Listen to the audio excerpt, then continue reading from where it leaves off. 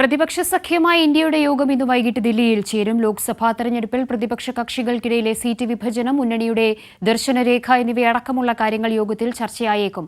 പാർലമെന്റിലുണ്ടായ അതീവ സുരക്ഷാ വീഴ്ചയും പ്രതിപക്ഷ എംപിമാരെ കൂട്ടത്തോടെ സസ്പെൻഡ് ചെയ്തതടക്കമുള്ള കാര്യങ്ങളും ചർച്ചയാകും. നിയമസഭാ തെരഞ്ഞെടുപ്പിനെ തുടർന്ന് നിർത്തിവച്ചിരുന്ന യോഗമാണ് 3 മാസത്തെ ഇടവേളയ്ക്ക് ശേഷം ചേരുന്നത്. ലോക്സഭാ തെരഞ്ഞെടുപ്പിൽ പ്രതിപക്ഷ കക്ഷികൾക്കിടയിലെ സീറ്റ് വിഭജനം, മുന്നണിയുടെ ദർശന രേഖ എന്നിവയടക്കമുള്ള കാര്യങ്ങളാണ് യോഗത്തിന്റെ പ്രധാന അജണ്ട. നിയമസഭാ തെരഞ്ഞെടുപ്പിൽ ഹിന്ദി ഹൃദയഭൂമിയിൽ തോറ്റതോടെ പ്രതിപക്ഷ നിരയിൽ കോൺഗ്രസിന് നേതൃസ്ഥാനം ചോദ്യം ചെയ്യുമോ എന്നതും ഉറ്റുനോക്കുന്നു.